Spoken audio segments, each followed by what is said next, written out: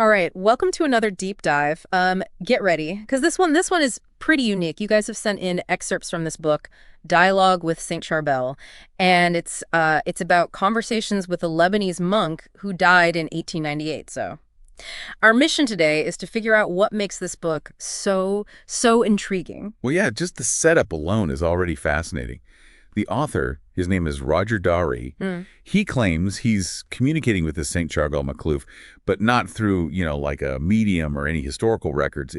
He's saying it's through actual dialogues. Wow. And these dialogues take place in dreams, visions, at the saint's hermitage, even during church services. So it really makes you think. I mean, we all have dreams, right? But to think that they could be like an actual channel for conversations with saints is a bit mind-blowing. And speaking of crossing boundaries, the book itself was originally published in Lebanese way back in 2010, but the excerpts that you've given us are from a Portuguese translation. Yeah, and that translation was published this year. This year. So, that right there suggests that these conversations are finding a wider audience beyond Lebanon, 15 years after it was first published. Who is this Roger Dahrieh, this guy who was having these dialogues? Well, the book includes a short biography, and it paints a picture of a man with a pretty diverse background. You know what? He's not your typical mystic. Right. Dahrieh has experience in business and philosophy and even computer programming. It's like he's living in two worlds, Yeah. The material and the spiritual. Yeah. And he published his first book at age 14. Hmm.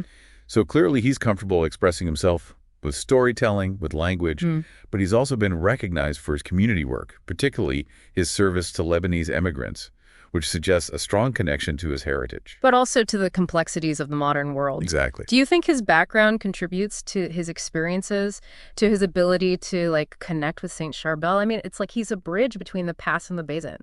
Yeah, it's fascinating, isn't it? And it makes me wonder, have you ever felt that pull yourself between the world we live in now and a yearning for something deeper, something more connected? Oh, all the time. Absolutely. Yeah, me too.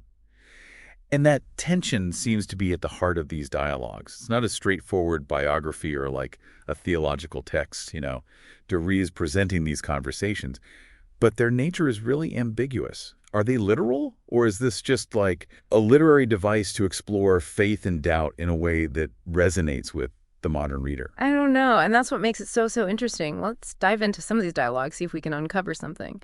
What struck me is how Dahrieh doesn't shy away from sharing some of the peculiar details, like the time Saint Charbel chastised him for taking pictures at the hermitage. It's almost humorous, this image of a saint scolding someone for taking pictures. But then there are these moments where the lines blur even further, Dahrieh feels the pain of a sword wound from a dream. So you're left wondering, is this psychological? Is this, something else at play? Yeah. And the emotions, too. It's not all serious contemplation. We see Saint Charbel teasing Dahrieh about his insecurities. He even displays a sense of humor, Right. especially when Dahrieh is reluctant to pray openly at church. It's as if the saint is showing him, faith doesn't have to be so rigid or somber. There can be lightness. There can be joy. This is where Dahrieh's skill as a writer really shines through. He could have presented Saint Charbel as this distant, preachy figure. But instead we get this relatable figure, this mischievous side even.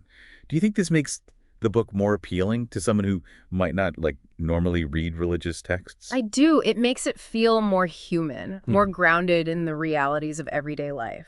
And speaking of everyday realities, the book tackles this challenge head on. How do you maintain faith in the modern world? That's what I find so fascinating about it. It's not just a collection of mystical stories.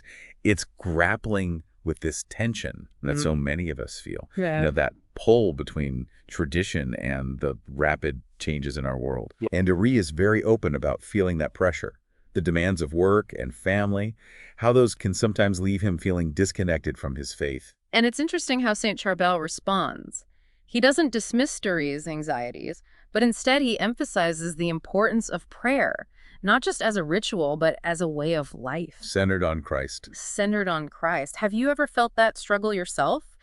That desire to connect with something deeper, but the demands of life just keep getting in the way. Oh, absolutely. All the time. I think it's a universal struggle, really. And what this book seems to be exploring is how we navigate that tension, how we integrate spirituality into the messiness, the complexity of modern life. And that brings us to another big theme, the nature of holiness.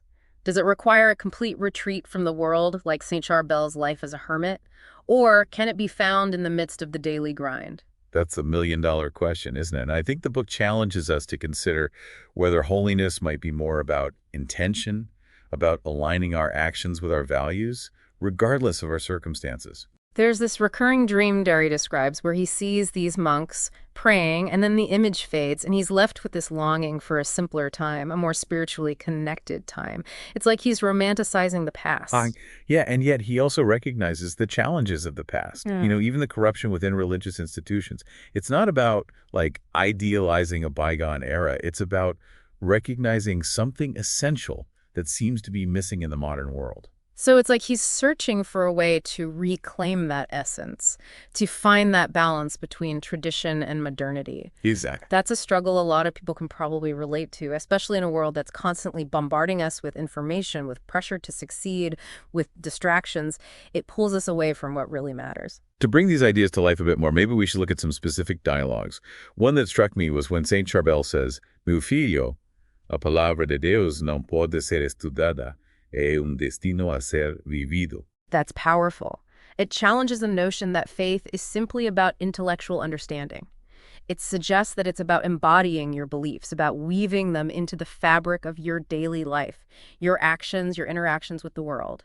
And it speaks to this idea of integration, of finding holiness not in a retreat from the world, but right in the midst of it.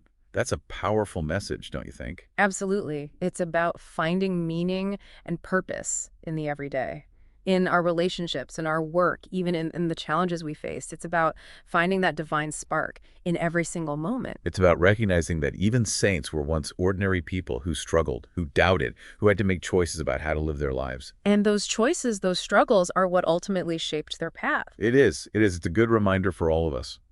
But what about you? Have you ever felt this pull between the desire to connect with your faith and then the fear of what others might think, like of standing out too much? You know what? That's a great question, and we are going to explore that and a lot more when we come back for part 2 of our deep dive into dialogue with Saint Charbel.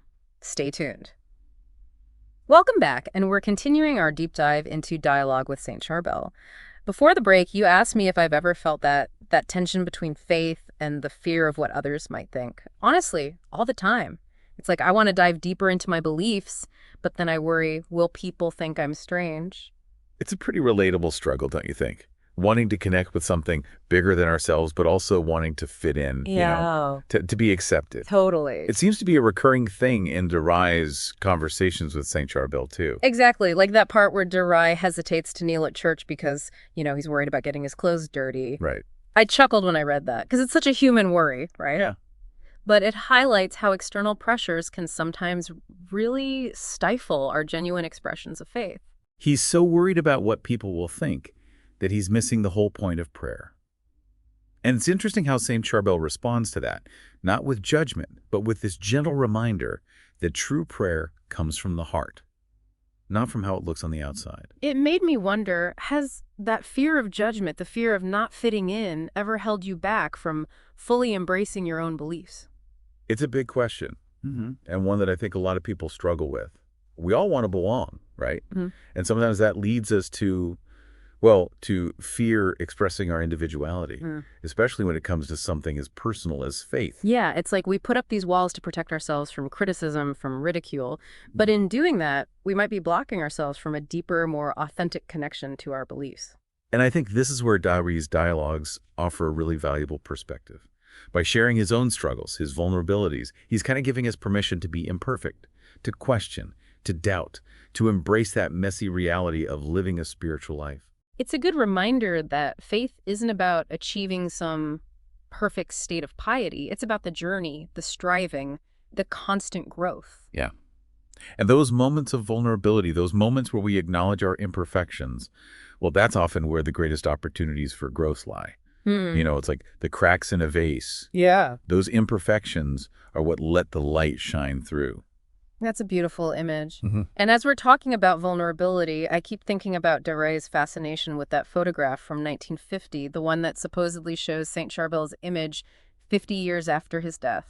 It's a very interesting detail, isn't it? Because going back to this image, it's like he's seeking guidance reassurance, even validation in Saint Charbel's expressions. Like he's looking for signs to confirm he's on the right path. Right. And maybe, just maybe, it's a reflection of his own internal struggle. Oh. If he sees Saint Charbel frowning, does that make him feel guilty, anxious? Right. And if he sees a smile, does that kind of reinforce his sense of like, okay, I'm doing okay? It's a really interesting psychological thing. Is he actually seeing those expressions, or is he just projecting his own hopes and fears onto the image? That's a good point. It raises questions about how we interpret things, how we might seek external validation for our choices, even in matters of faith. We all want to feel like we're on the right path, but whose definition of right are we following? Our own inner compass, the expectations of others, or maybe even like our interpretation of these signs, these symbols? It's a tough balance, and one that Dahrieh seems to be grappling with throughout the book. But it's an important exploration, because it challenges us to examine our own motivations, to consider the sources of guidance that we seek, and ultimately to cultivate that inner knowing that goes beyond needing validation from outside sources. It's about trusting our own intuition, our connection to the divine, even when that might take us down an unconventional path. Exactly. And that reminds me of another big theme that keeps coming up, the tension between tradition and modernity. Dahrieh seems to be so torn between, wanting to cling to those comforts, the familiar traditions, while also feeling this draw toward the possibilities of the modern world. I can relate to that. It's a dilemma so many of us face. That pull between the security of the known and the excitement of venturing into the unknown, but also the uncertainty. And in this case, it's playing out in his spiritual life. And it's not an easy tension to figure out. Tradition offers grounding. It connects us to something bigger than ourselves. But modernity, it pushes us to adapt, to evolve, to find new ways to express our beliefs in this world that's constantly changing. It's like he's searching for a bridge between the two, honoring the past while embracing the present. And that's a journey that speaks to our modern experience. We live in a world where traditions are being challenged, redefined, sometimes even forgotten. But does that mean we have to abandon them completely? Or can we find new ways to express those values, to carry the flame forward in a way that speaks to the needs and challenges of our times? It's a question worth thinking about. It is. One specific dialogue that really shows this struggle is when Dahrieh visits the monastery of Malula. Ah, yes. This is where he sees the reality of change, how this ancient monastery has been damaged and repurposed over time. It's a powerful scene. He's confronted with the fragility of tradition, the way that even sacred spaces can be transformed, forgotten. It triggers this emotional response, loss, but also this renewed sense of urgency to preserve what's left. It's like he's witnessing this physical manifestation of his own internal struggle. The changing times, they're not just this abstract idea, they're right there in front of him in the walls of this monastery. And he has to face his own role in this. How can he help preserve what's valuable while also adapting to the present? It's a universal question, isn't it? How do we navigate this world that's changing so fast, honor our heritage, but also embrace the future? How do we find that balance between preserving the past and creating something new? Maybe just as Dahrieh is looking to Saint Charbel, we can also look to those who came before us for wisdom.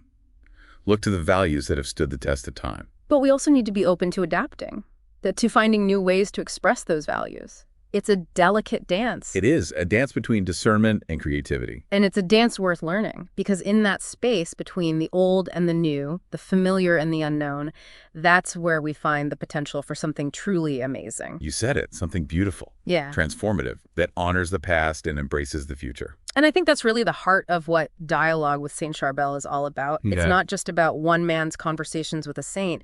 It's a reflection on what it means to be human, that search for meaning, for connection, for purpose.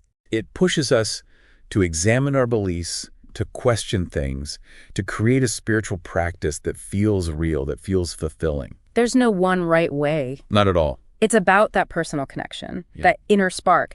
And this book shows us that even someone who's supposedly talking to a saint still goes through that seeking, that questioning. It's an ongoing process. It's okay not to have all the answers. And maybe that's the most encouraging part of it all. It really is. The journey never ends. The beauty is in the seeking. Now, there's one more really important part of this deep dive that we need to cover. What does this mean for you, the listener? What impact could this book have? What are the big questions it leaves us with? We'll explore all of that after the break.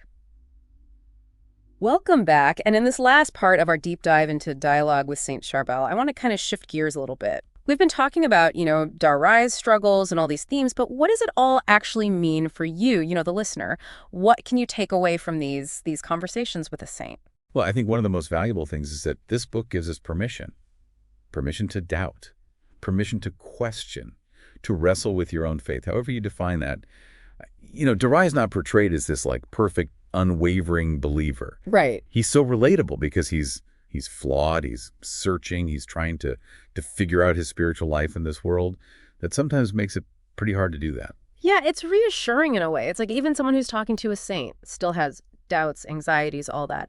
Have you ever felt like you had to have it all figured out when it comes to faith? Like if you're not perfectly devout, you're doing it wrong. Yeah, I think that's a pretty common thing, that idea that faith is about just blindly accepting everything, never questioning.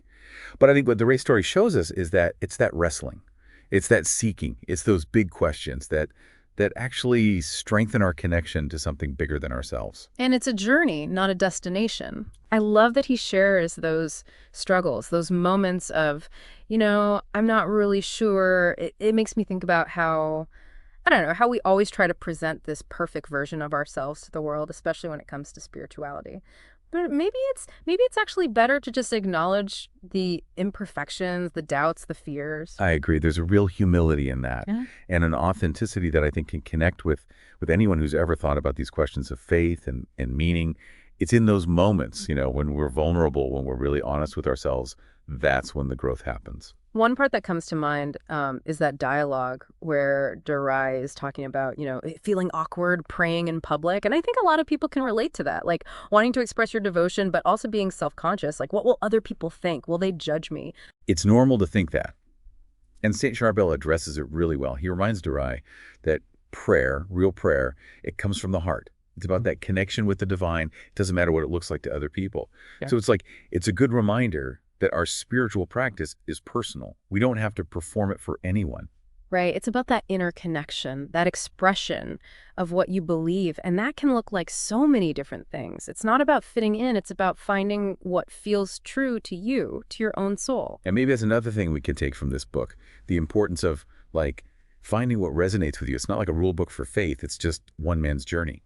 Yeah, and that journey, it's rooted in his tradition, but it speaks to this universal experience, this human search for meaning, for connection, for a way to live a life that reflects your values. It makes us examine our own beliefs, really question our assumptions and try to figure out a way to create a spiritual practice that feels authentic and fulfilling. And that might be different for everyone. It's about that personal connection, that spark inside. And that leads us all down different paths. And this book shows that even someone who can talk to a saint is still going through that process of figuring it all out. It's okay to not know everything. The journey itself is what matters. I think that's the most hopeful message in all of this. I think you're right. The journey never ends, and that's beautiful. Well, I hope this deep dive has sparked something for you, the listener. Maybe a question you want to think about, or a doubt, or a new perspective you want to share.